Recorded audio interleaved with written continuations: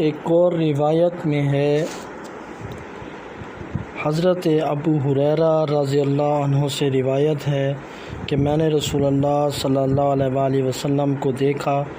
آپ صلی اللہ علیہ وآلہ وسلم نے حضرت حسین علیہ السلام کو اٹھایا ہوا تھا اور یہ فرما رہے تھے، اے اللہ، میں اس حسین سے محبت کرتا ہوں، تو بھی اس سے محبت کر۔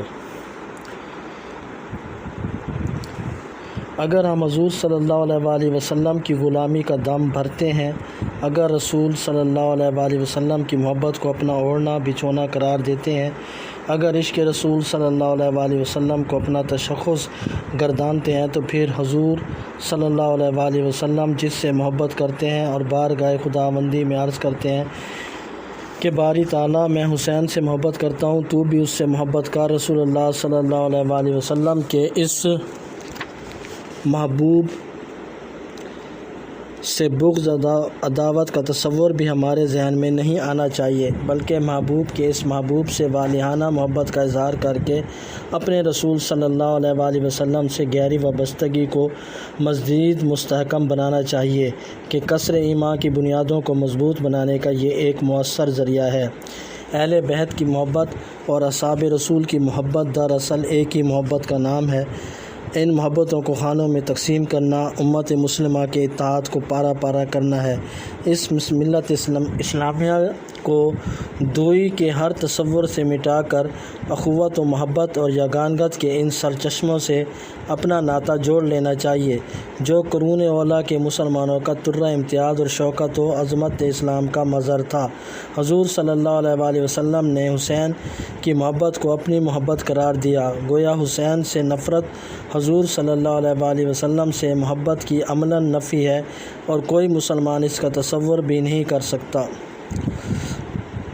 معجم الکبیر میں ہے کہ حضرت علی رضی اللہ عنہ سے روایت ہے کہ رسول اللہ صلی اللہ علیہ وآلہ وسلم نے حسین بن علی رضی اللہ عنہما کے بارے میں فرمایا، جس نے اس حسین سے محبت کی، اس نے مجھ سے محبت کی۔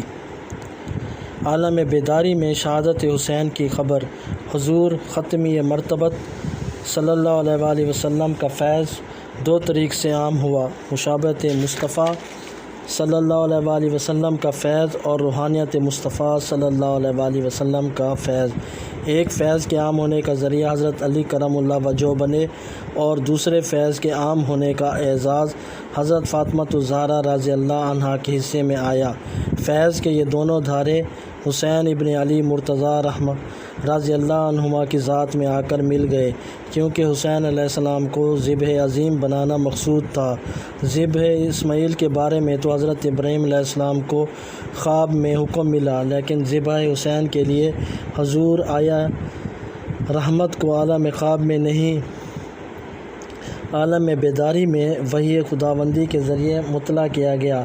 آپ صلی اللہ علیہ وآلہ وسلم کو عالم بیداری میں جبریل امین نے اطلاع دی کہ یا رسول اللہ صلی اللہ علیہ وآلہ وسلم، عراق کی سرزمین میں آپ کے شہزادے حسین رضی اللہ عنہ کو قتل کر دیا جائے گا، اور حضور صلی اللہ علیہ وآلہ وسلم کے طلب کرنے پر جبریل امین نے آپ صلی اللہ علیہ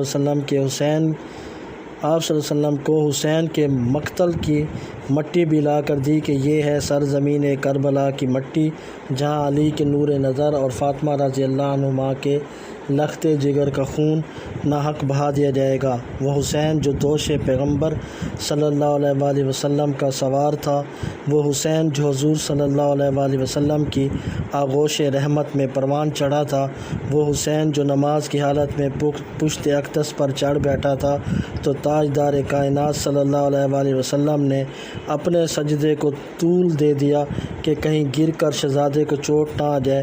وہ حسین جو یتیموں کے آقا اور غریبوں کے مولا صلی اللہ علیہ وآلہ وسلم کی محبتوں اور شفقتوں کا محور تھا، اور وہ حسین جس کے منہ میں رسول آخر صلی اللہ علیہ وآلہ وسلم نے اپنی زبان اقدس دے دی اور اپنے لعاب دہن کو لب حسین سے مس کیا کہ ایک دن میدان کربلا میں ان نازک ہونٹوں پر تشنگی کی فصلوں کو بھی لہلہانا ہے۔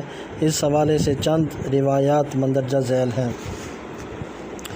ام سلمہ رضی اللہ عنہ کی روایت۔ ام المومنین حضرت ام سلمہ رضی اللہ عنہ روایت کرتی ہیں کہ رسول اللہ صلی اللہ علیہ وآلہ وسلم نے فرمایا، مجھے جبریل امین نے عالم بیداری میں بتایا کہ میرا یہ بیٹا حسین عراق کی سرزمین میں قتل کر دیا جائے گا۔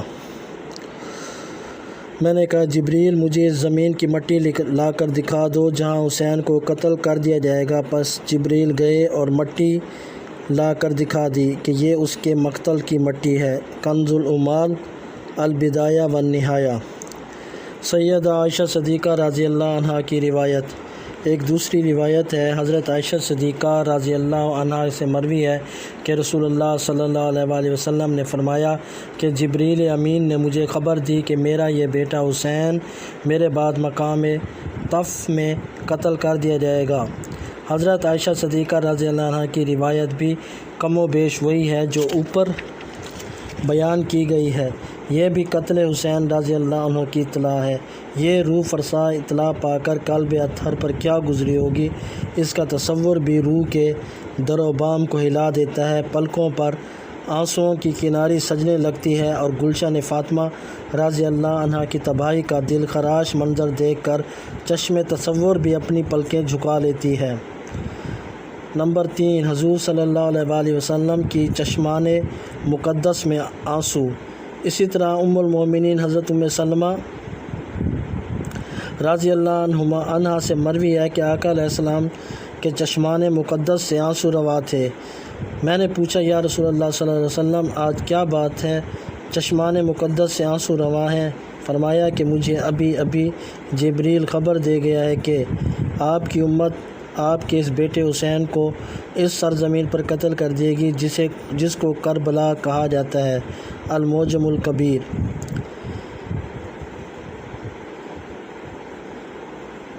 61 ہجری کے اختتام کی نشاندہی۔ ام المومنین حضرت ام سلمہ رضی اللہ عنہ سے مروی ہے کہ رسول اللہ صلی اللہ علیہ وسلم نے فرمایا، حسین بن علی کو 60 ہجری کے اختتام پر شہید کر دیا جائے گا۔ بحوالہ طبرانی فی الاوسط۔ غیب کی خبریں بتانے والے آقا نے نہ صرف حضرت امام حسین علیہ السلام کے مقتل کی نشاندہی کر دی کیونکہ یہ عراق کا میدان کربلا ہوگا، بلکہ یہ بھی بتا دیا کہ یہ عظیم سانحہ 61 ہجری کے اختتام پر رونما ہوگا۔ نمبر 5، حضرت ابو ہریرہ رضی اللہ عنہ کی دعا۔ حضرت ابو ہریرہ رضی اللہ اکثر دعا فرمایا کرتے تھے، اے اللہ، میں 60 ہجری کی ابتدا اور گنوار لڑکوں کی حکومت سے تیری پناہ مانگتا ہوں۔ الصواعق الحرکہ، صفحہ 221۔ 60 ہجری کی ابتدا میں ملوکیت کی طرف قدم بڑھایا جا چکا تھا اور یہی ملوکیت وجہ نزاع بنی اور اصولوں کی پاسداری اور اسلامی امارت کے شہریوں کے بنیادی حقوق کی خاطر نواسہ رسول حضرت امام حسین علیہ السلام کو کربلا کے میدان میں حق کا پرچم بلند کرتے ہوئے اپنی اور اپنے جان نثاروں کی جانوں کی قربانی دینا پڑی۔ انہوں نے ثابت کر دیا کہ اہل حق کٹ تو سکتے ہیں، کسی یزید کے دست پلید پر بیعت کر کے باطل کے سامنے گھٹنے ٹیکنے کا تصور بھی نہیں کر سکتے۔ وہ نیزے کی انی پر چڑھ کر بھی قرآن سناتے ہیں۔ ان کے بے گور و کفن لاشوں پر گھوڑے تو جوڑائے جا سکتے ہیں، لیکن انہیں باطل کے ساتھ سمجھوتا کرنے پر آمادہ نہیں کیا جا سکتا۔ یہی لوگ تاریخ کے چہرے کی تابندگی کہلاتے ہیں اور محکوم و مظلوم اقوام کی جدوجہد آزادی انہی نابغائے عصر کے عظیم کارناموں کی روشنی میں جاری رکھتے ہیں۔ حضرت ابو ہریرہ رضی اللہ تعالیٰ عنہ 60 ہجری کی ابتدا سے پناہ مانگتے تھے کہ خلفائے راشدین کے نقش قدم سے انحراف کی راہ نکالی جا رہی تھی۔ لڑکوں کے ہاتھوں میں عنان اقتدار دے کر اسلامی ریاست کو تماشا بنایا جا رہا تھا کہ اب سنجیدگی کی جگہ لاابالی پن نے لے لی تھی۔ حضرت یحییٰ حضرمی کا ارشاد ہے کہ صفین میں مجھے شیر خدا حضرت علی رضی اللہ تعالیٰ عنہ کی ہم رکابی کا شرف حاصل ہوا۔ جب ہم نینوا کے قریب پہنچے تو داماد رسول صلی اللہ علیہ وآلہ وسلم نے فرمایا، اے ابو عبداللہ،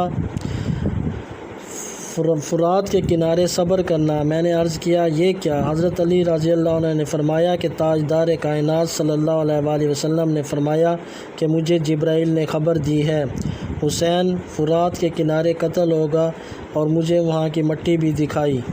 الخصائص الکبریٰ۔ حضرت میں روایت کرتے ہیں کہ جب حضرت علی شیر خدا رک کر اس زمین کو دیکھنے لگے تو اچانک بلند آواز میں گویا ہوئے، ابو عبداللہ حسین صبر کرنا۔ ہم سہم گئے، ہمارے رونگٹے کھڑے ہو گئے، آنکھوں میں آنسو آ گئے اور ورطہ حیرت میں ڈوب گئے کہ یا الہی یہ ماجرا کیا ہے؟ حضرت علی رضی اللہ عنہ نے فرمایا کہ میں نے تاجدار کائنات صلی اللہ علیہ وآلہ وسلم سے سنا ہے کہ اس میدان کربلا میں میرا حسین شہید ہوگا۔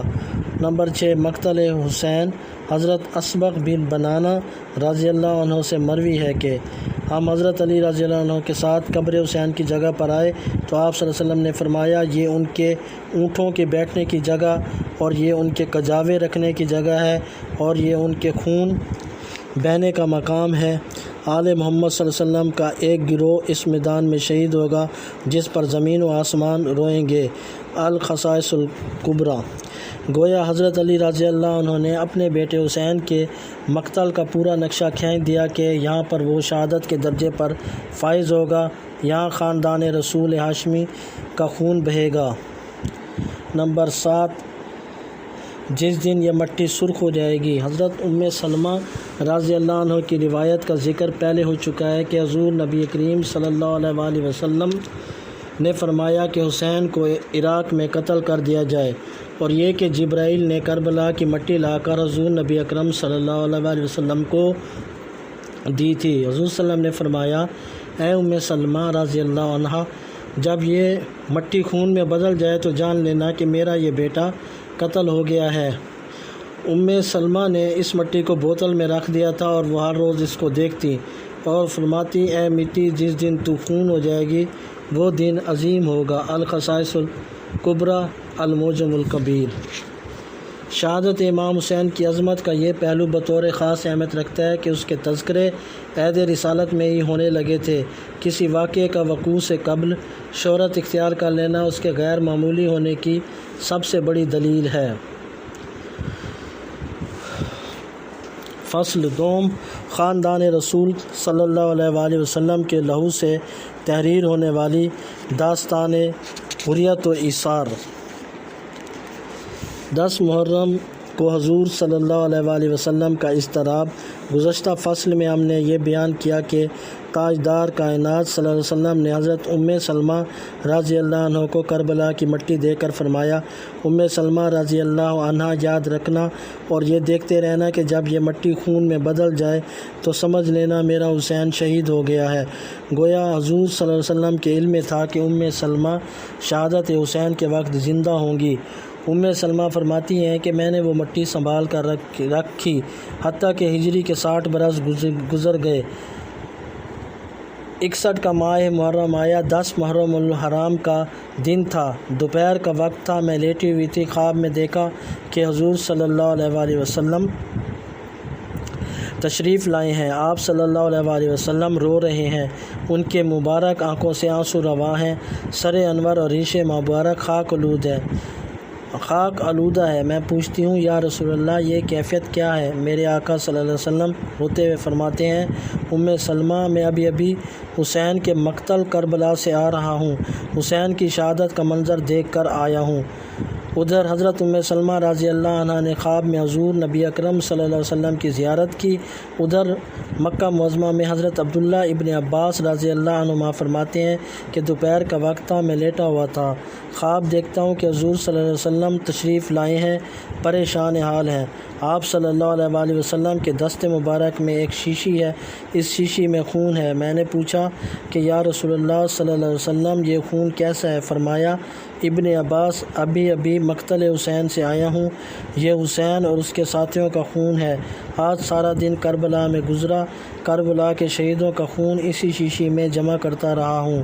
اگر کوئی سوال کرنے والا یہ سوال کرے کہ 72 شہیدوں کا خون ایک شیشی میں کیسے سما سکتا ہے تو جواب محض یہ ہوگا کہ جس طرح 1400 صحابیوں کے غسل کا پانی حضور نبی اکرم صلی اللہ علیہ وسلم کے ایک لوٹے میں بند ہو گیا تھا یا 1500 صحابہ کا کھانا ایک ہنڈیا میں سما گیا تھا، اسی طرح 72 شہداء کا خون بھی ایک شیشی میں سما سکتا ہے۔ ام المومنین حضرت ام سلمہ رضی اللہ عنہ کے بارے میں حضرت سلمہ کہتی ہیں، میں حضرت ام سلمہ کی خدمت میں حاضر ہوئی، وہ رو رہی تھیں۔ میں نے پوچھا آپ کیوں رو رہی ہیں؟ حضرت ام سلمہ رضی اللہ عنہ نے فرمایا، میں نے رسول اللہ صلی اللہ علیہ وسلم کو خواب میں دیکھا کہ آپ صلی اللہ علیہ وسلم کے سر انور اور داڑھی مبارک پر گرد و غبار ہے۔ میں نے عرض کیا یا رسول اللہ صلی اللہ علیہ وسلم کیا بات ہے، یہ گرد و غبار کیسا ہے؟ آپ نے فرمایا میں نے ابھی حسین رضی اللہ عنہ کو شہید ہوتے دیکھا ہے۔ شب عاشور عبادات کی رات۔ البدایہ و نہایہ اور ابن کثیر میں کثرت کے ساتھ انہی روایات کو مختلف انداز میں بیان کیا گیا ہے کہ 9 محرم الحرام کو نواسہ رسول حضرت امام حسین رضی اللہ عنہ تھکے ماندے جسم کے ساتھ اپنے خیمے کے سامنے میدان کربلا کی ریت پر تشریف فرما ہے، اپنی تلوار سے ٹیک لگا رکھی ہے، یوم عاشور کا انتظار کر رہے ہیں کہ اونگ آ گئی۔ ادھر ابن سعد نے حتمی فیصلہ ہو جانے کے بعد اپنے عساکر کو حکم دیا کہ حسین رضی اللہ عنہ اور ان کے ساتھیوں پر حملہ کر دو۔ یزیدی عساکر حملہ کی نیت سے امام علی مقام کے اہل بیت اطہار کے خیموں کے قریب پہنچ گئے۔ یزیدی عساکر کا شور و غوغا سن کر حضرت امام حسین علیہ السلام کی ہمشیرہ محترمہ سیدہ حضرت زینب رضی اللہ عنہ بار تشریف لائیں اور حضرت امام حسین علیہ السلام کو بیدار کیا۔ آپ نے سر انور اٹھایا اور پوچھا زینب رضی اللہ عنہ کیا بات ہے؟ عرض کی امام علی مقام دشمن کی طرف سے حملے کی تیاریاں مکمل ہو چکی ہے۔ فرمایا ہمشیرہ زینب رضی اللہ عنہ ہم بھی تیاری کر چکے ہیں۔ بھائی جان تیاری سے کیا مراد ہے؟ زینب رضی اللہ عنہ نے مضطرب ہو کر پوچھا۔ فرمایا زینب ابھی میری آنکھ لگی تھی، نانا جان خواب میں تشریف لائے اور بتایا کہ تم عن قریب ہمارے پاس آنے والے ہو، بہن ہم اس انتظار میں ہیں۔ حضرت زینب رضی اللہ عنہ فرمانے لگیں تو بھیا یہ مصیبت کی گھڑی آ پہنچی۔ فرمایا زینب رضی اللہ عنہ افسوس نہ کر، صبر کر بہن، اللہ تم پر رحم فرمائے گا۔ امام علی مقام نے حضرت عباس کے ذریعے یزیدی لشکر سے ایک شب کی مہلت مانگی کہ زندگی کی آخری رات ہے، میں اپنے رب کی جی بھر کر عبادت کرنا چاہتا ہوں۔ یزیدی لشکر نے نواسہ رسول صلی اللہ علیہ وسلم کو ایک رات کی مہلت دے دی۔ حسین رضی اللہ عنہ کے اصحاب وفادار۔ البدایہ و نہایہ میں ابن کثیر روایت کرتے ہیں کہ حضرت امام حسین علیہ السلام نے اپنے رفقاء کو جمع کیا اور فرمایا دیکھو کل کا دن دشمن سے مقابلے کا دن ہے، کل کا دن یوم شہادت ہے، آزمائش کی بڑی کڑی گھڑی آنے والی ہے، میں تمہیں اجازت دیتا ہوں کہ تم اپنے اپنے گھروں کو چلے جاؤ، میں وعدہ کرتا ہوں کہ قیامت کے دن اپنے نانا جان کے حضور تمہاری بے وفائی کا گلہ نہیں کروں گا اور گواہی دوں گا کہ نانا جان یہ میرے وفادار تھے، میں نے بخوشی انہیں جانے کی اجازت دی تھی، جس کو ساتھ لے کر جانا چاہتے ہو لے جاؤ، یزیدیوں کو صرف میری گردن کی ضرورت ہے، جب میری گردن کاٹ لیں گے تو ان کے کلیجے ٹھنڈے ہو جائیں گے، تم اپنی جانیں بچاؤ اور حفظ و امان سے واپس چلے جاؤ۔ جود و سخا کے پروردہ امام حسین علیہ السلام کے آخری لمحات میں بھی دوسروں کا بھلا چاہتے نظر آتے ہیں اور اپنے ساتھیوں کو زندگی کے اس نازک موڑ پر بھی اپنے ہمراہ یزیدی انتقام کی بھینٹ چڑھنے سے بچانا چاہتے ہیں، لیکن عزیمت کے مسافروں کو آفرین کہ انہوں نے اپنی وفاداری کو زندگی کی عارضی مہلت پر ترجیح دی۔ حضرت امام حسین رضی اللہ عنہ کے جان نثار اصحاب اور شہزادوں نے عرض کیا کہ امام علی مقام خدا وہ دن نہ لائے کہ ہم آپ کو چھوڑ کر چلے جائیں، آپ کے بغیر دنیا میں رہ کر ہم کیا کریں گے، ہم کٹ مریں گے، ہماری گردنیں آپ کے قدموں میں ہوں گی، ہم اپنی جانیں آپ پر نثار کر دیں گے، ہماری لاشوں پر سے گزر کر کوئی بدبخت آپ کو نقصان پہنچائے گا، ہم ہرگز آپ کو تنہا نہیں چھوڑیں گے۔ حضرت امام حسین علیہ السلام نے اپنے اصحاب وفادار کا یہ جذبہ اظہار دیکھا تو فرمایا، اچھا یہ آخری رات ہے، سجدے میں گر جاؤ۔ ساری رات عبادت اور مناجات میں گزری۔ جانثاران حسین کے خیموں سے رات بھر اللہ کی حمد و ثنا کی صدائیں آتی رہیں۔ یوم عاشور، نماز فجر جانثار اصحاب نے امام علی مقام کی اقتداء میں ادا کی۔ بارگاہ خداوندی میں کربلا والے سر بسجود تھے، وہ سر جنہیں آج شام نیزوں پر بھی قرآن پڑھنا تھا۔ اللہ رب العزت کے حضور جھکے ہوئے تھے، مولا یہ زندگی تیری ہی عطا کردہ ہے، ہم اسے تیری راہ میں قربان کرنے کے لیے تیار۔ یزیدی لشکر نے بھی بدبخت ابن سعد کے ساتھ فجر کی نماز ادا کی۔ 10 محرم الحرام کا سورج طلوع ہوا تو خون میں ڈوبا ہوا تھا، آسمان خون کے آنسو رو رہا تھا۔ آج علی اصغر کے حلقوم میں تیر پیوست ہونا تھا، خاندان رسول ہاشمی کے بھوکے پیاسے شہزادوں کے خون سے ریگ کربلا کو سرخ ہونا تھا۔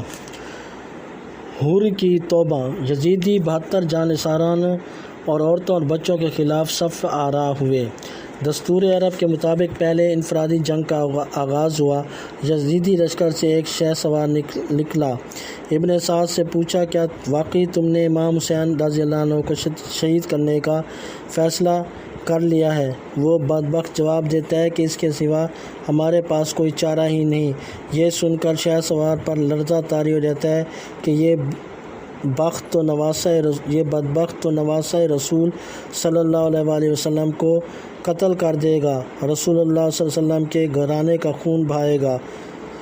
اس کے دل میں ایمان کی جو چنگاری سلگ رہی تھی، اس نے جوش مارا۔ قدرت نے اسے اس محبت اہل بیت کا ثمر دیا۔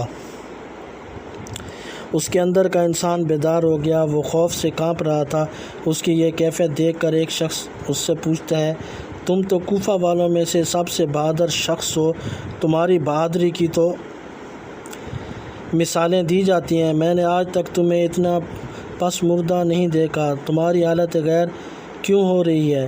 وہ شخص سر اٹھاتا ہے اور امام علی مقام کی طرف اشارہ کر کے کہتا ہے، میری ایک طرف جنت ہے اور دوسری طرف دوزخ، مجھے آج اور اسی وقت دونوں میں سے کسی ایک کا انتخاب کرنا ہے۔ تھوڑے سے توقف کے بعد وہ شہ سوار سلسلہ کلام جاری رکھتے ہوئے کہتا ہے، میں نے دوزخ کو ٹھکرانے کا فیصلہ کر لیا ہے اور اپنے لیے جنت کو منتخب کیا ہے۔ پھر وہ اپنے گھوڑے کو ایڑی لگاتا ہے اور امام علی مقام کی خدمت میں پہنچتا ہے۔ نواسہ رسول صلی اللہ علیہ وآلہ وسلم حضرت امام حسین علیہ السلام کو مخاطب کر کے کہتا ہے، حضور میں آپ کا مجرم ہوں، میں ہی آپ کے قافلے کو گھیر کر میدان کربلا تک لایا ہوں، کیا اس لمحے میں بھی میری توبہ قبول ہو سکتی ہے؟ شافع محشر کے نور نظر امام علی مقام نے فرمایا، اگر توبہ کرنے آئے ہو تو اب بھی قبول ہو سکتی ہے۔ وہ کہتا ہے، کیا میرا رب مجھے معاف کر دے گا؟ حسین رضی اللہ عنہ، ہاں تیرا رب تجھے معاف کر دے گا، لیکن یہ تو بتا کہ تیرا نام کیا ہے؟ اس شہ سوار کی آنکھوں سے آنسو جاری ہو جاتے ہیں، عرض کرتا ہے، میرا نام حور ہے۔ امام علی مقام نے فرمایا، حور تمہیں دنیا میں بھی اور آخرت میں بھی آزاد کر دیا گیا ہے۔ فرمایا، حور نیچے آؤ۔ وہ کہتا ہے، نہیں امام علی مقام، اب زندہ نیچے آؤں گا، اپنی لاش آپ کے قدموں پر نچھاور کروں گا۔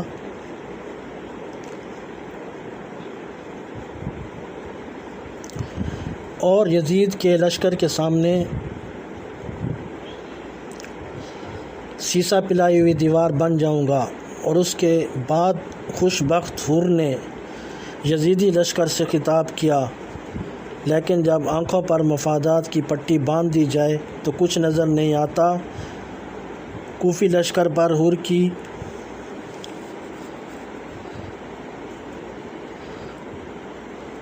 باتوں کا کوئی اثر نہ ہوا۔ البدایہ و النہایہ۔ اللہم صلی علی سیدنا محمد و بارک وسلم علیہ۔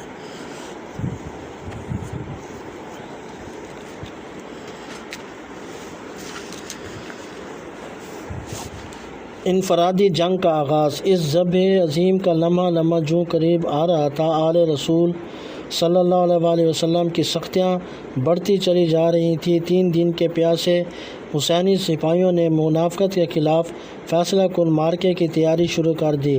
انفرادی جنگ کا آغاز ہوا۔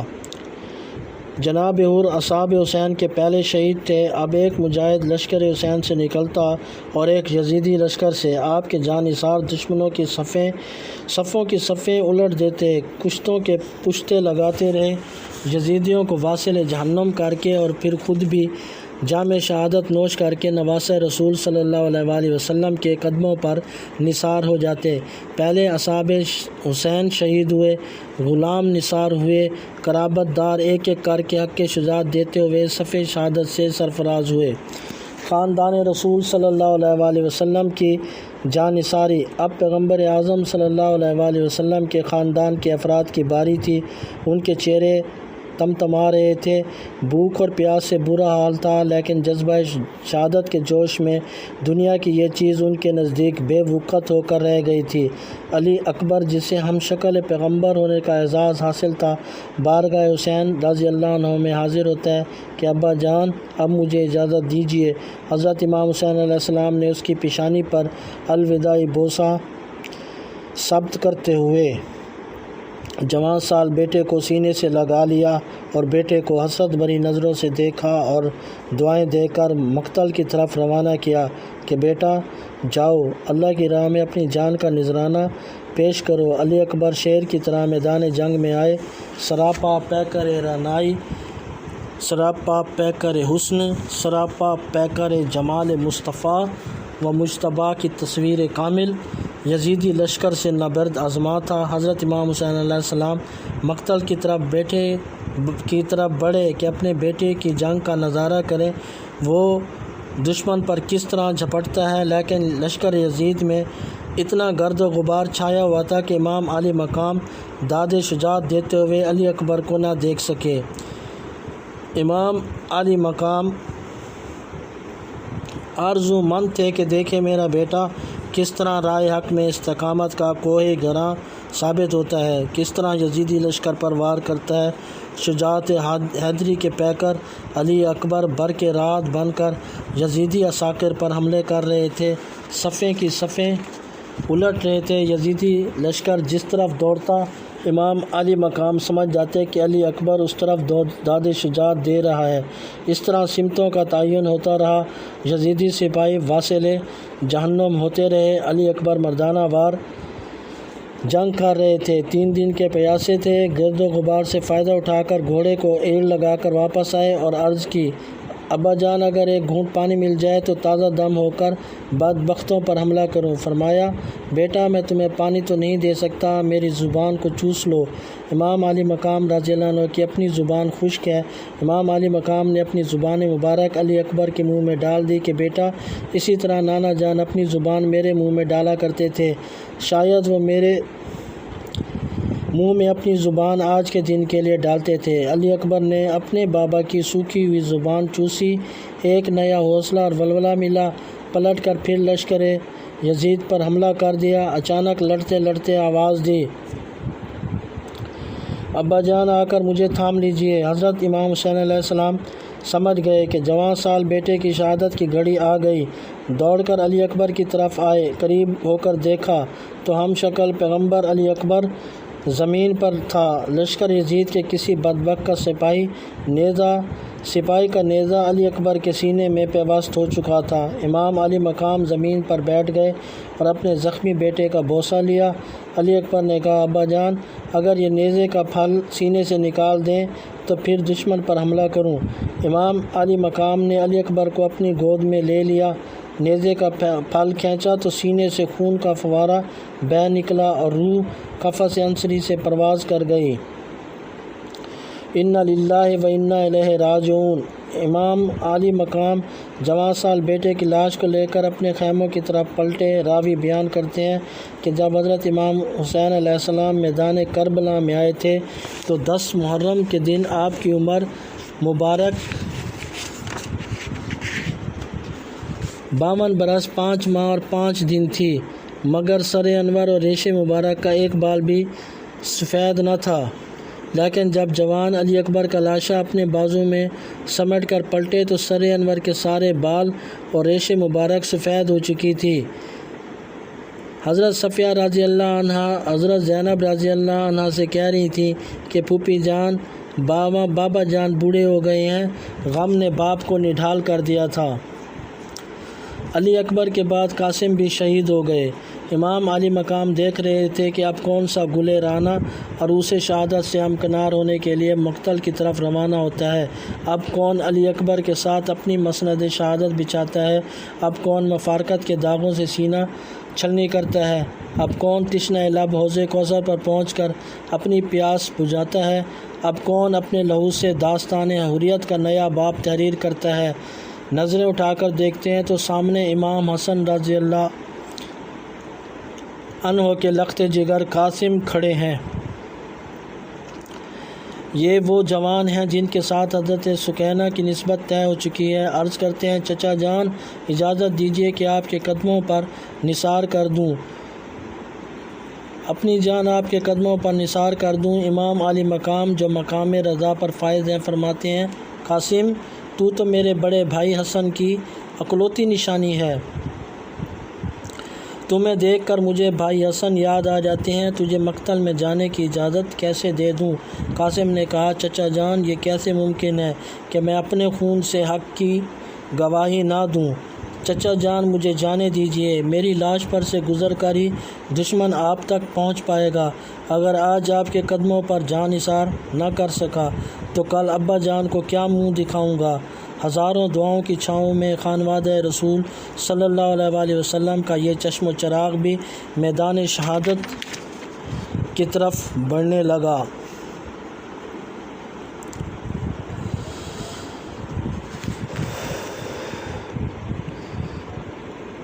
حمید بن زیاد ابن زیاد کی فوج کا سپاہی ہے۔ البدایہ و النہایہ میں امام ابن کثیر کی روایت کے مطابق وہ بیان کرتا ہے کہ ہم نے اچانک دیکھا کہ اہل بیت کے خیموں میں سے ایک خوبصورت اور کڑیل جوان نکلا۔ اللہم صلی علی سیدنا محمد وبارک وسلم علیہ۔ اس کا چہرہ چاند کا ٹکڑا معلوم ہوتا تھا، اس کے ہاتھ میں تلوار لہرا رہی تھی، غالباً اس کے بائیں جوتے کا تسمہ ٹوٹا ہوا تھا۔ وہ شیر کی طرح حملہ آور ہوا، ابن سعد کے لشکر پر ٹوٹ پڑا اور یزیدیوں کو واصل جہنم کرنے لگا۔ یہ جوان امام حسن کا بیٹا قاسم تھا۔ یزیدیوں نے چاروں طرف سے حملہ کر دیا۔ کسی بدبخت نے شہزادہ قاسم کے سر پر تلوار ماری اور آواز دی یا اماہ، اور چکرا کر گر پڑے۔ امام علی مقام علی اکبر کے غم میں نڈھال تھے۔ بھتیجے کی لاش کے گرنے کا منظر دیکھا تو اٹھے اور قاسم کی لاش پر آئے اور فرمایا بیٹے قاسم یہ کیسی گھڑی ہے کہ میں آج تیری مدد نہیں کر سکا۔ امام علی مقام نے قاسم کے لاشے کو اپنے سینے سے لگا لیا۔ امام ابن کثیر کے مطابق راوی کا کہنا ہے کہ امام علی مقام ایک جوان کی لاش اٹھا کر خیمے کی طرف لائے۔ وہ اتنا کڑیل جوان تھا کہ اس کے پاؤں اور ٹانگیں زمین پر لٹک رہی تھی۔ میں نے کسی سے پوچھا یہ جوان جس کو حسین اٹھا کر لے جا رہے ہیں کون ہے؟ کسی نے مجھے بتایا کہ امام حسن رضی اللہ عنہ کا بیٹا قاسم ہے۔ امام علی مقام نے قاسم کی لاش کو بھی اپنے شہزادے علی اکبر کی لاش کے ساتھ لٹا دیا۔ اللہم صلی علی سیدنا محمد وعلی آل سیدنا محمد وبارک وسلم۔ معصوم علی اصغر کی شہادت، علی اکبر اور قاسم کی لاشوں کو ایک ساتھ لٹا کر حضرت امام حسین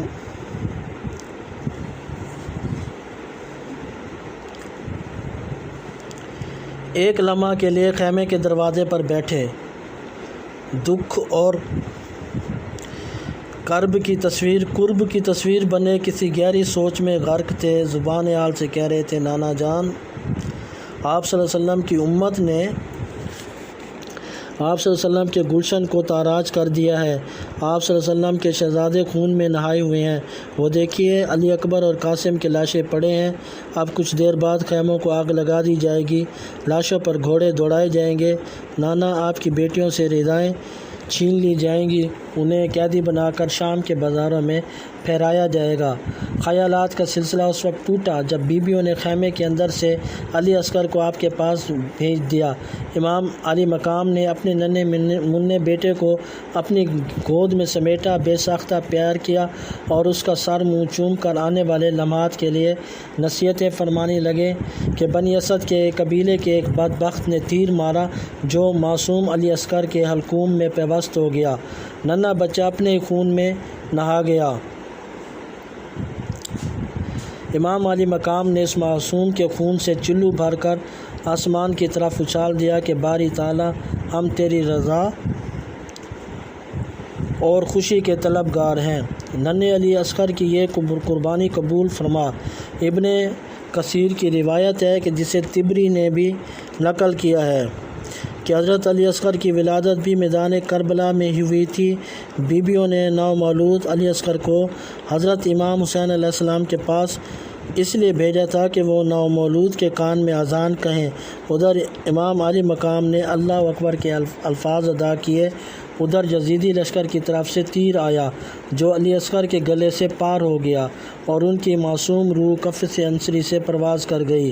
بعض روایات کے مطابق شہادت کے وقت علی اصغر کی عمر 6 ماہ تھی اور وہ پیاسے تھے۔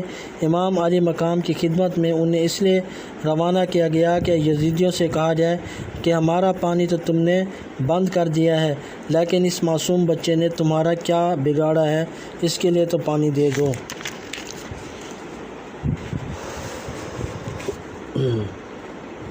غیرت حسین کے منافی روایت کا تجزیہ۔ میں سمجھتا ہوں کہ پانی مانگنے کی یہ روایت امام علی مقام کی غیرت اور حمیت کے منافی ہے۔ وہ حسین جو اصولوں کی خاطر میدان کربلا میں اپنے شہزادوں کی قربانیاں دے سکتے ہیں، پانی کی ایک بوند کے لیے یزیدی لشکر کے سامنے دست سوال دراز نہیں کر سکتے۔ حسین ابن علی رضی اللہ عنہ کی غیرت دست سوال دراز کرنے کی اجازت نہیں دیتی۔ اگر علی اصغر کے لیے پانی مانگنا ہی تھا تو اس کا سوال یزیدی لشکر سے کیوں کیا جاتا؟ رب ذوالجلال کی عزت کی قسم، اگر حسین رضی اللہ عنہ پانی کے لیے بارگاہ خداوندی میں ہاتھ اٹھاتے اور آسمان کی طرف اشارہ کرتے تو چاروں طرف سے گھٹائیں دوڑ کر آتی اور کربلا کی تپتی ہوئی زمین تک کی پیاس بجھ جاتی۔ حضرت اسماعیل علیہ السلام کی ایڑی سے زمزم کا چشمہ پھوٹ نکلا تھا۔ اگر نواسۂ رسول صلی اللہ علیہ وسلم میدان کربلا میں ایڑی مارتے تو ریگ کربلا سے لاکھوں چشمے پھوٹ پڑتے، مگر نہیں، یہ مقام رضا تھا، یہ مقام توکل تھا، یہ مقام تفویض اور مقام صبر تھا، یہ مرحلہ استقامت تھا، یہ لمحہ امتحان کا لمحہ تھا۔ امام علی مقام آزمائش کی اس گھڑی میں ڈگمگا نہیں سکتے تھے کیونکہ وہ براہ راست حضور صلی اللہ علیہ وسلم کے تربیت یافتہ تھے۔ آپ صبر و رضا کے مقام پر استقامت کا کوہ گراں بنے رہے، اس لیے کہ حسین رضی اللہ تعالیٰ عنہ کی نگاہ میں مصطفیٰ تھے صلی اللہ علیہ وسلم، اور مصطفیٰ صلی اللہ علیہ وسلم کے سامنے ان کا خدا تھا۔ چشم فلک حسین کی استقامت کا یہ منظر دیکھ رہی تھی۔ مکین گنبد خضرا کے ساتھ فاطمہ رضی اللہ عنہا اور علی کی نظریں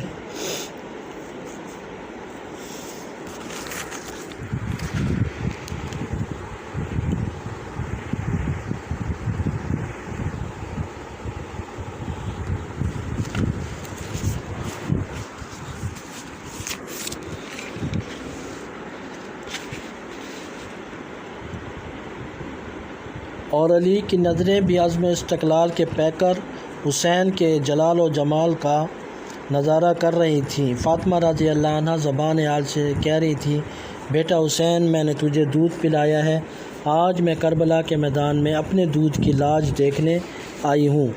بیٹا میرے دودھ کی لاج رکھنا، دیکھنا علی اکبر اور علی اصغر کی قربانی کے وقت تیرے قدم ڈگمگا نہ جائیں۔ ادھر علی مرتضیٰ شیر خدا فرما رہے تھے، حسین راہ خدا میں استقامت سے ڈٹے رہنا، اپنے بابا کے خون کی لاج رکھنا۔ ادھر محبت حسین میں تاجدار کائنات صلی اللہ علیہ وسلم کربلا کے شہیدوں کا خون ایک شیشی میں جمع فرما رہے تھے کہ حسین میرے کندھوں پر سواری کی لاج رکھنا۔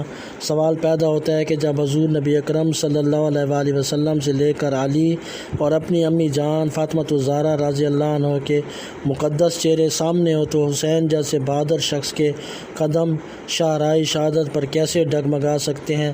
آپ یزیدیوں کے سامنے دستے سوال کس طرح دراز کر سکتے تھے؟ موت کی آنکھوں میں آنکھیں ڈال کر اسے للکارنے والے بھلا موت سے کب ڈرتے ہیں؟ جو مرنا نہیں جانتے انہیں جینے کا بھی کوئی حق نہیں، اور جو مرنا جانتے ہیں وہ اللہ کی راہ میں اپنی جان کا نذرانہ پیش کر کے حیات جاوداں پا لیتے ہیں۔ اس لیے کہا گیا ہے کہ اللہ کی راہ میں مارے جانے والوں کو مردہ نہ کہو، وہ زندہ ہیں مگر تمہیں ان کی زندگی کا شعور نہیں۔ حسین علیہ السلام آزمائش کی اس گھڑیوں میں ثابت قدم رہے، اس لیے آج انہیں ذبح اسماعیل کا فدیہ بنا کر ذبح عظیم کا مقام بلند پر رونق افروز ہونا تھا۔ آج حسین علیہ السلام کو دعائے ابراہیم علیہ السلام کی تکمیل کا باعث بننا تھا۔ قتل حسین اصل میں مرگ یزید ہے۔ نواسہ رسول صلی اللہ علیہ وآلہ وسلم کربلا کے میدان میں تنہا کھڑا ہے، ہونٹوں پر تشنگی کے کانٹے چبھ رہے ہیں، آسمان سے سورج آگ برسا رہا ہے، نینوا کے سینے سے فرات بہہ رہا تھا۔ آج نواسہ رسول صلی اللہ علیہ وآلہ وسلم کے علاوہ یہ پانی ہر شخص کے لیے عام ہے۔ امام عالی مقام کے جان نثار ایک ایک کر کے رائے حق میں توحید کی گواہی دیتے دیتے جام شہادت نوش کر چکے ہیں۔ گلستان رسول اجڑ چکا ہے، چمنستان فاطمہ رضی اللہ عنہ کو موت کی بے رحم ہواؤں نے اپنے دامن میں سمیٹ رکھا ہے، اون و محمد بھی رخصت ہو چکے ہیں، عباس علمدار مقام شہادت پا چکے ہیں، شہزادہ قاسم موت کو گلے سے لگا چکے ہیں، شہزادہ علی اکبر کا بے گور و کفن لاشا ریگ کربلا پر پڑا ہے، معصوم علی اصغر کا خون بھی فضا کربلا کو رنگین کر گیا ہے۔ امام علی مکان اپنے جانثاروں کے لاشیں اٹھاتے اٹھاتے نڈھال ہو چکے ہیں، لیکن علی رضی اللہ عنہ کی شجاعت، بہادری اور جوان مردی پر ڈھلتی عمر کا سایہ بھی نہیں پڑا۔ شیر خدا حضرت علی کا شعر اپنے تمام مساسے لٹانے کے بعد بھی استقامت کی تصویر بنا ہوا ہے۔ ایمان کی روشنی آنکھوں سے جھلک رہی ہے، چہرے پر اعتماد کا نور بکھرا ہوا ہے۔ گھوڑے پر سوار ہوتے ہیں، زینب رضی اللہ عنہا رکاب تھامتی ہیں، امام علی مقام میدان کربلا میں تلوار لیے کھڑے ہیں، یزیدی عساکر پر خاموشی چھائی ہوئی ہے۔ فرزند شیر خدا کا سامنا کرنے سے ہر کوئی کترا رہا ہے، وہ جانتے ہیں کہ مد مقابل کون کھڑا ہے، نواسہ رسول صلی اللہ علیہ وآلہ وسلم کو پہچانتے ہیں، ان کی عظمت و فضیلت سے آگاہ ہے، انہیں معلوم ہے کہ ان کے پیغمبر صلی اللہ علیہ وسلم کا فرمان ہے کہ حسین مجھ سے ہے اور میں حسین سے ہوں، وہ جانتے ہیں کہ نبض حسین نبض رسول ہے، لیکن مصلحتیں پاؤں کی زنجیر بنی ہوئی ہیں، مفادات نے ہونٹوں پر قفل ڈال رکھے ہیں، لالچ، حرص اور طمع نے ان کی آنکھوں پر پردہ ڈال رکھا ہے، اور وہ نواسہ رسول صلی اللہ علیہ وآلہ وسلم کو قتل کر کے دربار یزید میں مسند شاہی کا قرب حاصل کرنے کے آرزو مند ہیں۔ یزیدی لشکر میں سے کوئی نکل کر شہسوار کربلا کا مقابلہ کرنے کی جرأت نہ کر سکا۔ یزیدی لشکر نے جان نثارہ نے حسین کی استقامت، شجاعت اور جرأت دیکھ کر انفرادی جنگ بند کر دی تھی۔ جب حسین مقتل میں آئے تو اجتماعی حملہ جاری تھا، لیکن پورا لشکر بھی اجتماعی طور پر نواسہ رسول صلی اللہ علیہ وآلہ وسلم پر حملہ کرنے سے ڈر رہا تھا۔ دور دور سے تیر چلاتے رہے، کئی گھنٹوں تک حسین علیہ السلام کے جسم پر تلوار کا زخم نہ لگا، کیونکہ قریب آ کر علی رضی اللہ عنہ کی شجاعت کے وارث سے جنگ کرنے کا کسی کو حوصلہ نہ ہوا۔ تیروں کی برسات میں امام علی مقام کا جسم عطر چھلنی ہو گیا، زخموں سے چور امام پر چاروں طرف سے حملہ کیا گیا۔ شمر اور یزید کے بدبخت سپاہی قریب آ گئے، یک بارگی حسین رضی اللہ عنہ کو تلواروں کے نرگے میں لے لیا گیا۔ آخر کار مردانہ وار جنگ کرتے کرتے شہ سوار کربلا گھوڑے سے نیچے آ گئے۔ نیزوں اور تلواروں سے بھی امام علی مقام کا جسم چھلنی کر دیا گیا۔ زندگی کا آخری لمحہ آ پہنچا۔ امام علی مقام نے دریافت فرمایا کہ کون سا وقت ہے؟ جواب ملا، نماز کا وقت ہے۔ فرمایا، مجھے اپنے مولا کے حضور آخری سجدہ کر لینے دو۔ خون آلودہ ہاتھوں کے ساتھ تیمم کیا، بارگاہ خداوندی میں سجدہ ریز ہو گئے۔ باری تعالیٰ، یہ زندگی تیری ہی دی ہوئی ہے اور اسے تیری ہی راہ میں قربان کر رہا ہوں۔ اے خالق کائنات، میرا یہ آخری سجدہ قبول ہو۔ بدبخت شمر آگے بڑھا اور چاہا کہ امام علی مقام کا سر تن سے جدا کر دے کہ حضرت امام حسین علیہ السلام نے کہا، میرے قاتل، ذرا اپنا مجھے سینہ تو دکھا، کیونکہ مجھے میرے نانا نے مجھے جہنمی کی نشانی بتائی تھی۔ امام ابن عساکر نے سیدنا حسین بن علی رضی اللہ عنہ سے روایت کیا ہے کہ حضور صلی اللہ علیہ وسلم نے ارشاد فرمایا، گویا کہ میں ایک سفید داغوں والے کتے کو دیکھ رہا ہوں جو میرے اہل بیت کے خون میں منہ مار رہا ہے۔ کنز العمال محمد بن عمرو بن حسین بیان کرتے ہیں کہ ہم سیدنا امام حسین علیہ السلام کے ساتھ کربلا کے دریا پر موجود تھے، تو آپ صلی اللہ علیہ وسلم نے شمر کی طرف دیکھا اور فرمایا، اللہ اور اس کے رسول نے سچ فرمایا ہے۔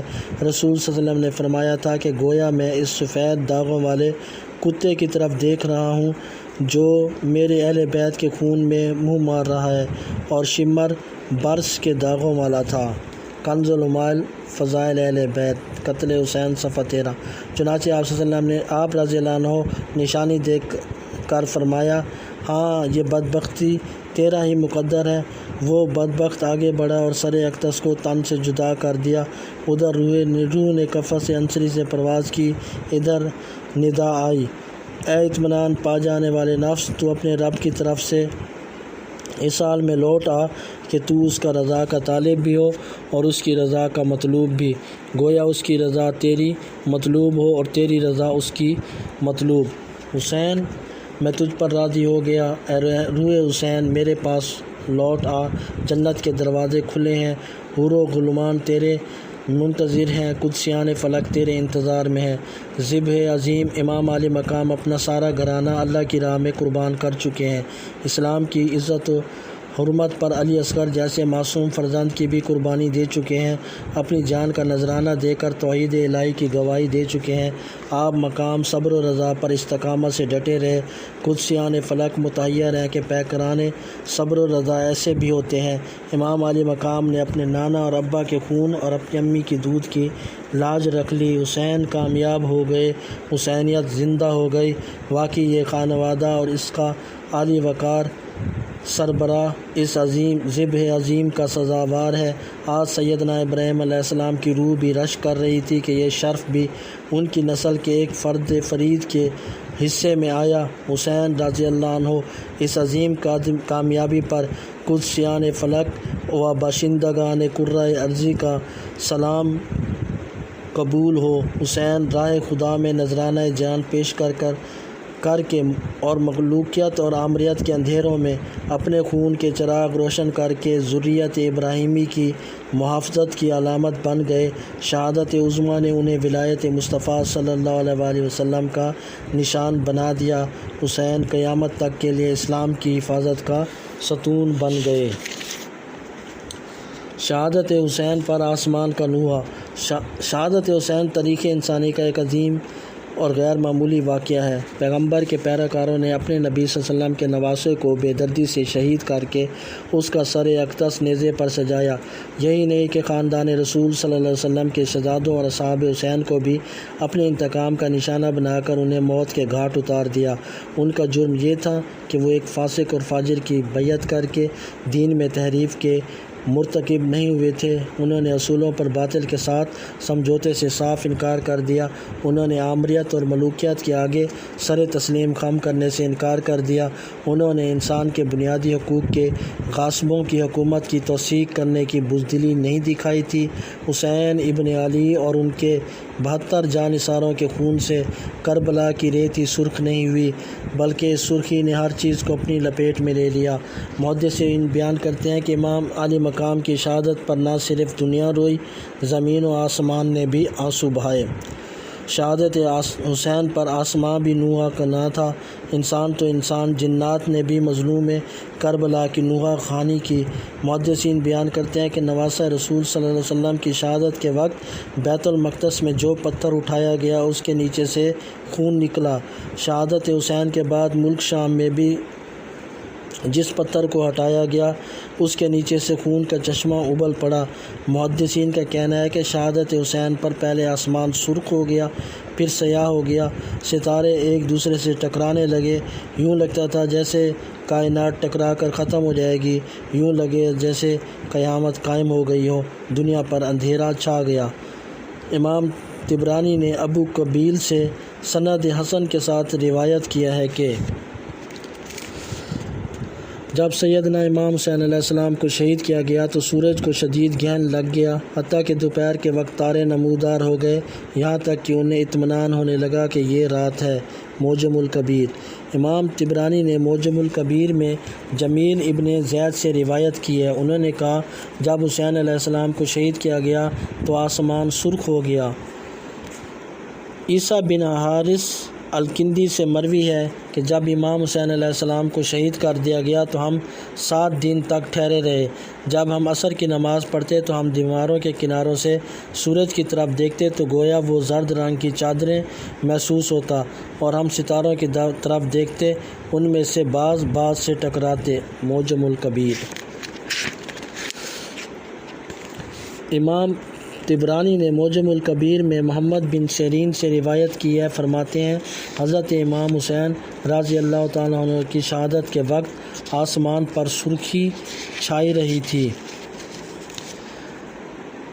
امام طبرانی سیدہ ام سلمہ رضی اللہ عنہ سے روایت کرتے ہیں کہ سیدہ فرماتی ہیں میں نے جنوں کو سنا کہ وہ حسین بن علی کے قتل پر نوحہ کر رہے ہیں۔ امام طبرانی نے زہری سے روایت کیا ہے کہ حضور صلی اللہ علیہ وسلم نے فرمایا جب حضرت حسین رضی اللہ عنہ کو شہید کر دیا گیا تو بیت المقدس کا جو بھی پتھر بھی اٹھایا جاتا اس کے نیچے تازہ خون پایا گیا۔ امام طبرانی نے امام زہری سے اس قسم کی ایک اور روایت بھی نقل کی ہے، انہوں نے کہا شہادت حسین کے دن شام میں جو بھی پتھر اٹھایا جاتا وہ خون آلود ہوتا۔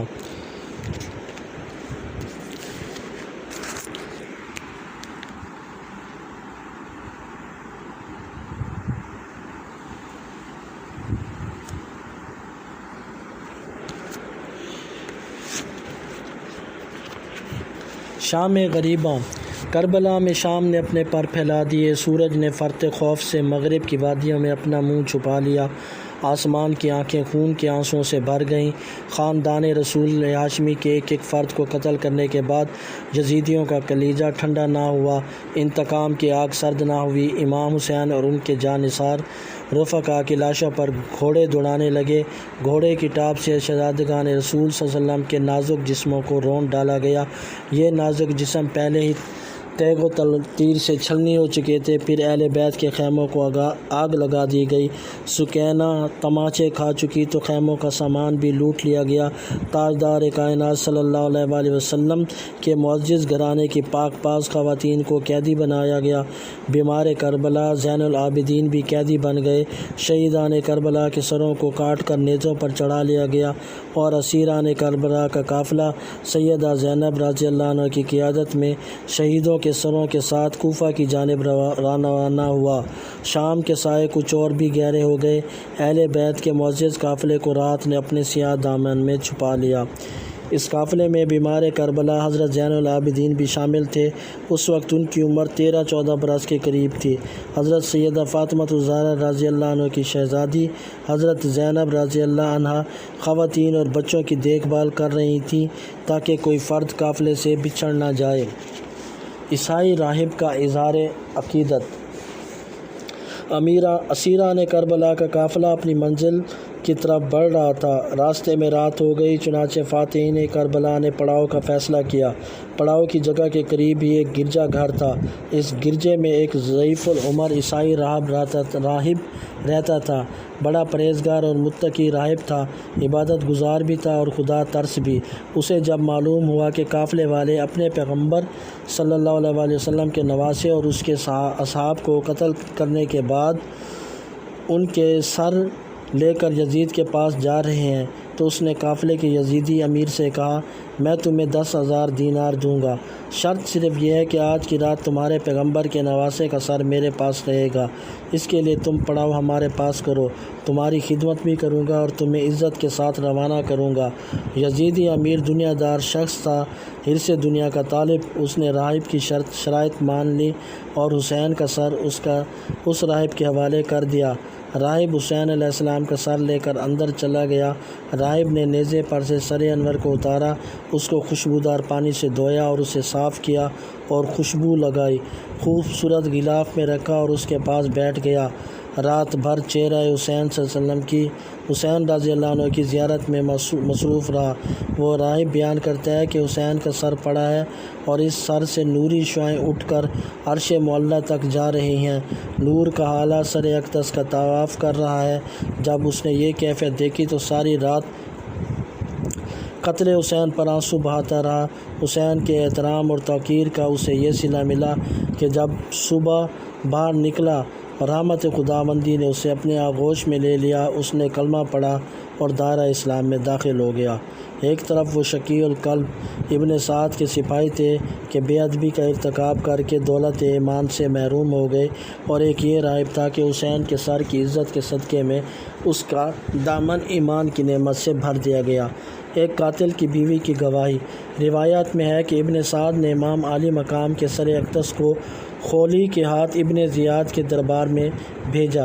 جب خولی حضرت امام حسین علیہ السلام کا سر اقدس لے کر کوفہ میں پہنچا تو قصر عمارت کا دروازہ بند ہو چکا تھا، چنانچہ وہ سر انور کو اپنے گھر لے آیا اور ایک برتن سے سر انور کو ڈھانپ دیا۔ اس کی بیوی نوار سخت ناراض ہوئی تو رسول خدا صلی اللہ علیہ وسلم کے نواسے کا سر لے کر آیا ہے۔ چنانچہ وہ اسی جگہ آ بیٹھی جہاں امام عالی مقام کا سر اقدس رکھا تھا۔ وہ روایت کرتی ہے، خدا کی قسم میں نے دیکھا کہ ایک نور برابر آسمان سے اس برتن تک ستون کی مانند چمک رہا ہے، اور میں نے سفید پرندے دیکھے جو برتن کے ارد گرد منڈلا رہے تھے۔ تبری دربار یزید میں ابن زیاد کے قصر عمارت کے بعد اسیران کربلا کا یہ قافلہ جب دمشق میں یزید کے دربار میں پہنچا تو وہ بدبخت اس وقت مسند شاہی پر بیٹھا ہوا تھا۔ اس بدبخت نے امام عالی مقام کی دندان مبارک پر اپنی چھڑی ماری اور اشعار پڑھے، جن کا مفہوم یہ تھا کہ آج ہم نے بدر میں اپنے مقتولین کا بدلہ لے لیا ہے۔ اس بدبخت نے اپنے اندر چھپے ہوئے کفر کو ظاہر کر دیا۔ ابن زیاد کے دربار میں بھی اس قسم کے واقعات پیش آئے تھے۔ یہ منظر دیکھ کر دربار یزید میں موجود ایک صحابی اٹھے اور یزید کو اس حرکت سے باز رکھنے کی کوشش کی۔ فرمایا، خدا کی قسم میں نے اپنی آنکھوں سے مصطفیٰ صلی اللہ علیہ وسلم کو ان لبوں کو چومتے ہوئے دیکھا ہے۔ دربار میں کیسر روم کا سفیر جو ایک عیسائی تھا بھی مسند نشین تھا۔ اس نے یزید کو مخاطب کرتے ہوئے کہا کہ تم بدبخت اور بے ایمان ہو، تم نے اپنے پیغمبر کے نواسے کو شہید کر کے اس کا سر تن سے جدا کر دیا ہے، اور اب اپنی چھڑی سے اس مقدس سر کی بے حرمتی کر رہے ہو۔ میں مذہباً عیسائی ہوں، اور ایک علاقے میں ہمارے پاس حضرت عیسیٰ علیہ السلام کی سواری کے پاؤں کے کھر ہیں، ہم نے انہیں محفوظ کر لیا ہے۔ خدا کی قسم ایک مدت گزر جانے کے بعد بھی ہم اس سواری کے نال کی عزت کرتے ہیں جس طرح تم اپنے کعبہ کی عزت کرتے ہو۔ ہم اپنے نبی کی سواری کے قدموں کا یہ احترام کرتے ہیں، ہر سال اس نال کی زیارت کرتے ہیں اور اس کا ادب کرتے ہیں۔ بدبختو، تم اپنے پیغمبر کے شہزادے کے ساتھ یہ سلوک کر رہے ہو، لعنت ہے تمہارے عمل اور کردار پر۔ یزید سمجھ رہا تھا کہ حسین کو قتل کر کے اس نے بہت بڑا مارکا سر کر لیا ہے، اب اس کے جبر مسلسل کے سامنے کوئی دیوار بن کر کھڑا نہ ہوگا، اب دین کی تحریف میں وہ آزاد ہوگا۔ لیکن اس بدبخت کو یہ معلوم نہ تھا کہ یزیدیت جیت کر بھی ہار گئی ہے اور حسینیت بظاہر ہار کر بھی جیت گئی ہے۔ ابن زیاد کا انجام۔ مختار ثقفی کے لشکر کے سپہ سالار نے ابن زیاد کا سر قلم کیا اور اسے نیزے پر چڑھا کر مختار ثقفی کے پاس بھیجا۔ بدبخت ابن زیاد کا سر مختار ثقفی کے سامنے رکھا تھا تو ایک سانپ کہیں سے نمودار ہوا، وہ مقتولین کے سروں کو سونگھتا رہا۔ جب ابن زیاد کے سر کے قریب پہنچا تو اس کے منہ میں داخل ہوا اور ناک کے نتنوں سے باہر آیا، اور یہ عمل اس نے کئی بار دہرایا، گویا زبان حال سے کہہ رہا تھا، یزیدیوں تمہارے چہرے پر لعنت بھیجتا ہوں۔ ابن زیاد قتل ہوا، یزید برباد ہوا، لیکن حسین زندہ ہے، قیامت تک حسین زندہ رہے گا۔ یزید مر گیا، آج کوئی یزید کا نام بھی نہیں لیتا۔ کربلا میں آج حسین کی قبر بھی زندہ ہے، جبکہ دمشق میں یزید کی قبر بھی مردہ ہے، وہاں ہر لمحہ لعنت برس رہی ہے، لیکن ساری دنیا حسین رضی اللہ عنہ کی قبر پر صلاۃ و سلام کے پھول نچھاور کر رہی ہے۔ اللہم صلی علی سیدنا محمد وعلی آلہ۔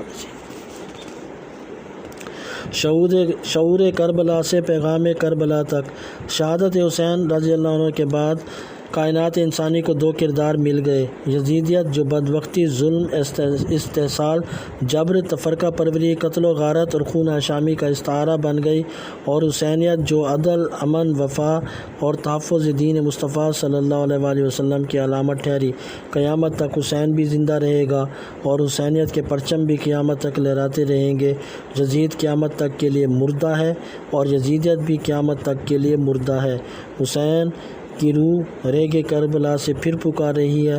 آج سیدہ زینب رضی اللہ عنہ کی روح اجڑے ہوئے خیموں سے ہمیں صدا دے رہی ہے۔ آج علی اکبر اور علی اصغر کے خون کا ایک ایک قطرہ دریائے فرات کا شہدائے کربلا کے خون سے رنگین ہونے والا کنارہ ہمیں آوازیں دے رہا ہے کہ حسین سے محبت کرنے والوں، حسینیت کے کردار کو اپنے قول و عمل میں زندہ کرو، ہر دور کے یزیدوں کو پہچانو، یزیدیت کو پہچانو۔ یزیدیت تمہیں توڑنے اور تمہارے اتحاد کو پارا پارا کرنے کے لیے سرگرم عمل ہے، حسینیت تمہیں جوڑنے کے لیے ہے۔ حسینیت اخوت، محبت اور وفا کی علم بردار ہے۔ یزیدیت اسلام کی قدریں مٹانے کا نام ہے، حسینیت اسلام کی دیواروں کو پھر سے اٹھانے کا نام ہے۔ یزیدیت قوم کا خزانہ لوٹنے کا نام ہے، حسینیت قوم کی امانت کو بچانے کا نام ہے۔ یزیدیت جہالت کا اور حسینیت علم کا نام ہے۔ یزید ظلم کا اور حسین امن کا نام ہے۔ یزید اندھیرے کی علامت ہے اور حسین روشنی کا استعارہ ہے۔ یزیدیت پستی اور ذلت کا نام ہے، جبکہ حسینیت انسانیت کی نفع بخشی کا نام ہے۔ آئیے سب مل کر یزیدیت کے خلاف ایک عہد کریں اور وقت کے یزیدوں کے کثرے امارات کو پاش پاش کر دیں۔ مسلمانوں، یزیدیت کا تختہ الٹنے، ظلم و استحصال کا نام و نشان مٹانے اور غریب دشمنی پر مبنی نظام کو پاش پاش کرنے کے لیے اٹھو، اپنے اندر حسینی کردار پیدا کرو اور کربلا عصر میں ایک نیا مارکا برپا کر دو، ایک نئی وادی فرات کو اپنے لہو سے رنگین بنا دو، اپنی جان اور اپنے اموال کی قربانی دے کر مصطفی انقلاب کی راہ ہموار کرو، تاکہ افق عالم پر مصطفی انقلاب کا سویرا طلوع ہو اور حسین کے نام پر یزیدیت کا آخری نشان بھی مٹ جائے۔ دلوں کی سلطنت حسینی کردار کے ساتھ آباد کریں، اپنی سرزمین کو یزیدی فتنوں سے یکسر پاک کر دیں۔ اس خطے کو ہم ایک بار پھر اہل بیت اور صحابہ کرام کی محبتوں کا مرکز و محور بنا دیں، فتنہ و فساد، جنگ، قتل و غارت گری کی آگ کو بجھا کر حسین کے جلائے ہوئے چراغ امن سے اپنے ظاہر و باطن کے اندھیرے دور کریں اور سرزمین پاکستان کو امن کا گہوارہ بنا دیں کہ پاکستان ہماری نہیں، پوری امت اسلامیہ کی امانت ہے۔ یہ خطہ دیدہ و دل عالم اسلام کی پہلی دفاعی لائن ہے، آئیے اسے اسلام کا ناقابل تسخیر قلعہ بنا دیں۔ مسلمانوں حسینی مشن کے چراغ جلانے اور حضور صلی اللہ علیہ وسلم کے عظیم صحابہ رضی اللہ عنہم کے نقش قدم اجاگر کرنے کے لیے ہاتھ میں ہاتھ دے کر ایک ہو جاؤ۔ یہی وقت کی آواز ہے کہ شیعہ سنی اکٹھے ہو کر عالم کفر کے خلاف ایک ہو جائیں۔ اپنے اندر کی نفرتوں کو مٹا دو، قدورتوں کو ختم کر دو۔ اب ہمیں بستی بستی کریا کریا محبتوں کے چراغ جلانا ہوں گے۔ مدینے سے کربلا تک کے سفر میں قربانیوں کی ان گنت داستانیں بکھری ہوئی ہیں۔ ان داستانوں کو اپنا شعار بنا لو۔ شعور کربلا کو ہر سطح پر زندہ کرو۔ تاریخ کربلا ایک واقعہ نہیں، ایک تحریک ہے۔ شعور کربلا کو ایک عوامی تحریک بنا دو۔ شیعہ سنی بھائی بھائی ہیں اور انہیں بھائی بن کر اسلام کی سربلندی کے لیے اپنی قوموں کی برادری میں اپنے کھوئے ہوئے مقام کے لیے ایک ساتھ جدوجہد کرنا ہوگی۔ دشمنان اسلام مسلمانوں کے اس اتحاد سے خائف ہیں۔ اپنے قول و عمل سے انہیں بتا دو کہ ہم ایک ہیں۔ باہوں میں باہیں ڈال کر قرون اولیٰ کے مسلمانوں جیسی اخوت اسلامی کا مظاہرہ کرو۔ عالمی سامراج ہمیں فرقہ واریت میں الجھا کر ہمیں علم کی روشنی سے محروم رکھنا چاہتا ہے۔ علوم جدیدہ اور جدید ترین ٹیکنالوجی کو ہمارے لیے شجر ممنوعہ قرار دینا چاہتا ہے۔ وہ اپنے مذموم ارادوں کو اسی وقت پایہ تکمیل تک پہنچا سکتا ہے جب ہم اپنی اجتماعی قوت فرقہ واریت کی نظر کرتے رہیں گے۔ ہمارا اتحاد عالمی سامراج کی موت ہے۔ شیعہ اور سنی اٹھیں اور ہاتھوں میں ہاتھ دے کر دشمنان اسلام کی سازشوں کو خاک میں ملا دیں۔ اٹھو، نفرتوں اور قدورتوں کے بت پاش پاش کر دو، تاریخ کا رخ بدل دو، عالم کفر کے خلاف شیشہ پلائی دیوار بن جاؤ اور اللہ کی رسی کو مضبوطی سے تھام لو کہ یہی شعور کربلا ہے، یہی پیغام کربلا ہے۔ اس پیغام کی خوشبو کا پرچم لے کر نکلو کہ منزلیں تمہارے قدم چومنے کے لیے بےتاب ہیں۔ اللہم صلی علی سیدنا محمد وعلی آل سیدنا محمد وبارک وسلم۔